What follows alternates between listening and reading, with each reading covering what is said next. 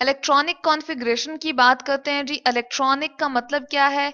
कोई हमारे पास ऐसी चीज जो या हम ऐसी बात करने लगे हैं जो इलेक्ट्रॉन से मुतल्लिक है, या इलेक्ट्रॉन से वो इलेक्ट्रॉन के ऊपर हम बात करने लगे।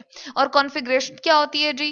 अरेंजमेंट को कहते हैं, यानी कि किस तरह से हमारे पास इलेक्ट्रॉन जो है वो अरेंज हुए हुए हैं और किस तरह से वो मूव कर रहे हैं, उसको कहते हैं जी कॉन्फ़िगरेशन। ठीक है, जैसे हमने एटम की बात की थी कि एटम के सेंटर में हम कहते हैं जी न्यूक्लियस होता है। ठीक है, और फिर हम कहते हैं कि उसके आसपास जो है वो इलेक्ट्रॉन जो है एक खास एनर्जी लेवल्स के ऊपर जो है मूव कर रहे होते हैं, या एक खास एनर्जी के साथ मूव कर रहे होते हैं। तो यहाँ पर वो हमने सर्कुलर फॉर्म में दिखा दिए जी। और इसको हम क्या कहते हैं, वो जो रास्ते होते हैं जिनमें इलेक्ट्रॉन मूव कर रहे होते हैं खास एनर्जी के साथ, वो बिल्कुल इस तरह से होते हैं जिस तरह इलेक्ट्रॉनिक क्लाउड होते हैं। वो कोई तार नुमा चीजें नहीं होती, या वायर्स नहीं इस तरह से बनी हुई होती। जिस तरह तारे हैं, ये आपको नजर आ रही है कि इस तरह लग रहा है कि तारों गोल सर्कल सी जो है वो तारे होंगी और जिसके ऊपर इलेक्ट्रॉन जो मूव कर रहा होगा, नहीं। वो जो शेल्स होते हैं या फिर हमारे पास जो ऑर्बिट होते हैं जिनको हम मदार भी कहते हैं जी, जिनके अंदर इलेक्ट्रॉन मूव कर रहे होते हैं, वो बिल्कुल इस तरह से होते हैं जिस तरह आपका क्लाउड होता है। तो इस क्लाउड को कहते हैं इलेक्ट्रॉनिक क्लाउड। उसके अंदर इलेक्ट्रॉन जो है वो कभी यहाँ कभी यहाँ कभी यहाँ मूव कर रहा होता है। ठीक है, तो इन ऑर्बिट्स को हम क्या कहते हैं जी? इनको रिप्रेजेंट किस तरह से करते हैं? इसको जर्नली हम रिप्रेजेंट करते हैं एन से। ठीक है, जैसे यहाँ पर हमने लिख दिया ये फर्स्ट वन, पहला वाला ऑर्बिट जो बिल्कुल न्यूक्लियस के करीब है उसको N1 कह दिया है। अगला वाला हमने N2 कह दिया है। उसके बाद ये थर्ड वन आपको नजर आ रहा है जी N3, और ये फोर्थ वन जो है N4। अब ये बहुत सारे भी हो सकते हैं, ऑर्बिट की कोई कैद नहीं होती। अब इनकी एनर्जी जो होती है, यानी कि ये जो फर्स्ट वन हमारे पास एनर्जी वाला ऑर्बिट है, इसकी एनर्जी जी E1 होती है। जबकि ये सेकंड वाला जो आपको नजर आ रहा है, इसकी एनर्जी, जिस एनर्जी के साथ वो मूव कर रहा होता है जी, इसको E2 कहते हैं। ठीक है, चलिए हम इसको और मजीद क्लियर करके लिख देते हैं ताकि हमें और पता चल जाए। इसको E1 सही करके लिख देते हैं। ठीक है, और इसको जी कहते हैं हम, इसकी जो एनर्जी होती है जी E2 होती है। और इसी तरह से जो हमारे पास नेक्स्ट हमारे पास ऑर्बिट आ जाएगा जी, उसकी E3 होती है। यानी कि इस वाले की एनर्जी जो है वो तीसरा वाला ऑर्बिट है, और इसकी E3 होगी, और इसकी जो एनर्जी होती है जी E4 होती है। अब इन शेल्स के हमने क्या रख दिए जी? नाम रख दिए। जो N1 है उसको हम कहते हैं जी के शेल। ठीक है, तो यहाँ पर हम लिख देते हैं N1 जो हमारे पास था। चलिए हम इसको थोड़ा सा इधर करके लिख देते हैं। N1 जो है वो हमारे पास के शेल है। ठीक है, उसका के नाम रख दिया। N2 जो है वो हमारे पास क्या है जी? एल है। और इसी तरह से N3 का नाम हमने रख दिया है एम।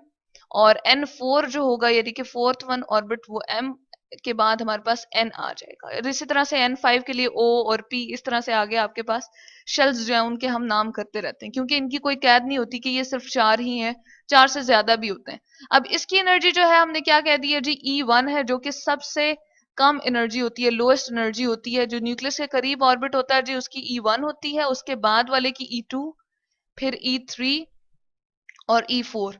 अब इनके दरमियान में क्या ऐसा रिलेशनशिप है? क्या हम कोई ऐसा देखते हैं?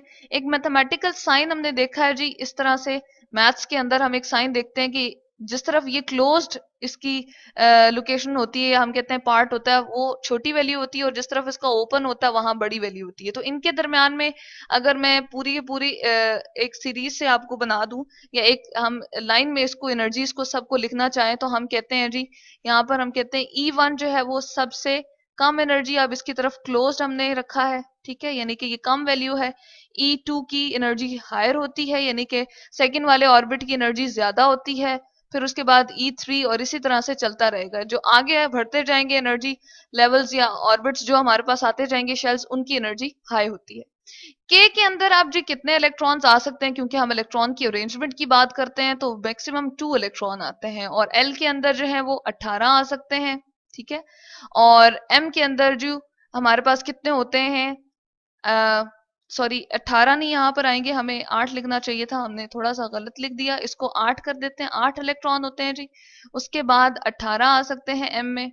इलेक्ट्रॉन के लिए मैंने छोटा सा ये ई लिख दिया है। और नेक्स्ट वाले में 32 इलेक्ट्रॉन होते हैं।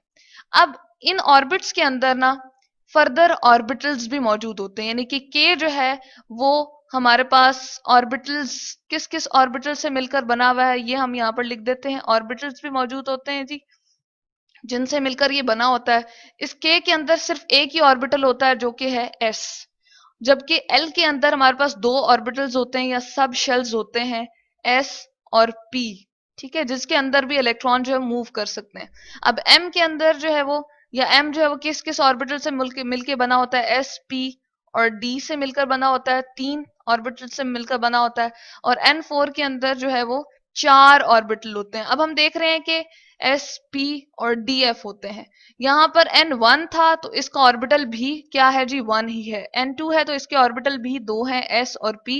और एन थ्री है तो इसके ऑर्बिटल कितने हैं जी, थ्री है हमारे पास, एस पी और डी। और जब हम बात करते हैं एन फोर की, जो कि चौथा हमारे पास ऑर्बिटल है, तो उसके पास कितने हैं जी, सॉरी ऑर्बिट हमारा चौथा है और ऑर्बिटल्स उसमें कितने हैं, चार। यानी कि मजीद इन इन मदारों में घूमने के अलावा इनके अंदर मजीद छोटे छोटे मदार होते हैं जिनके अंदर इलेक्ट्रॉन मूव कर रहे होते हैं।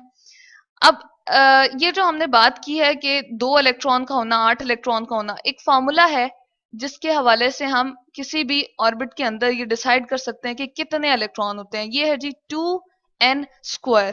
और n की वैल्यू जो है 1 भी हो सकती है, 2 भी हो सकती है, 3 भी हो सकती है। अगर हम 1 चले पुट करते हैं तो क्या आ जाएगा, 1, और इसका स्क्वायर लेंगे तो क्या आएगा, 1 ही आएगा। तो यहां पर हम देखते हैं जी क्या आ जाएगा, चले हम इस तरफ कर लेते हैं इसको थोड़ा सा। तो यहाँ पर हमारे पास क्या आ जाएगा जी, टू वन जार, हमारे पास टू ही आएगा, तो दो इलेक्ट्रॉन आ जाएंगे। अब रेंडमली हम कोई भी एन की वैल्यू यहाँ पुट करते हैं जी, 2n² के फॉर्मूले में एन की लेट सपोज हम 4 पुट कर देते हैं, 2 और 4 का जब हम स्क्वायर लेंगे तो क्या आता है जी, 16 आएगा। और 16 को जब मल्टीप्लाई बाय 2 करेंगे, ये ब्रैकेट के साइन क्या है जी, मल्टीप्लिकेशन की को शो कर रहे हैं, और यहाँ पर 32 इलेक्ट्रॉन्स आ जाएंगे। तो यहाँ पर हमें ये पता चल गया कि ये जो फॉर्मूला है इसके जरिए से हम निकाल सकते हैं किसी भी शेल के अंदर मौजूद इलेक्ट्रॉन की तादाद। अब हम एक ऐसा टेबल देख देते हैं कि जिसके अंदर हमें यह पता चल जाएगा कि एस के अंदर, पी के अंदर और डी के अंदर किस तरह से इलेक्ट्रॉन जो है वो लोकेट कर रहे होते हैं या किस तरह से मौजूद होते हैं जी।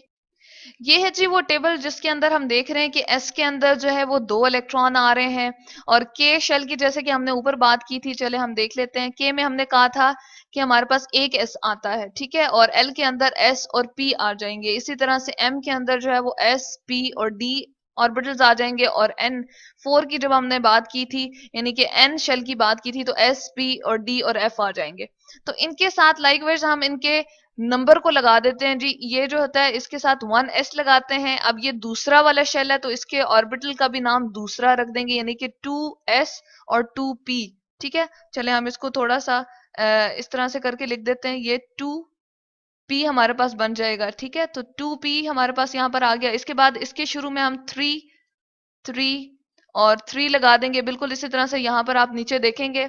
और इसके साथ 4 हम शुरू में लगा देंगे। ये फोर्थ के सब ऑर्बिटल्स हैं या फिर सॉरी ऑर्बिटल्स हैं या फिर सब शेल्स हैं। इनको सब शेल्स या ऑर्बिटल्स कहते हैं। तो हम यहाँ पर नीचे टेबल में देख रहे हैं जी, 1s के लिए लिखा है, इसमें मैक्सिमम 2 इलेक्ट्रॉन आ सकते हैं। तो हमने कहा मैक्सिमम हमारे पास यहाँ पर 2 इलेक्ट्रॉन आएंगे के अंदर।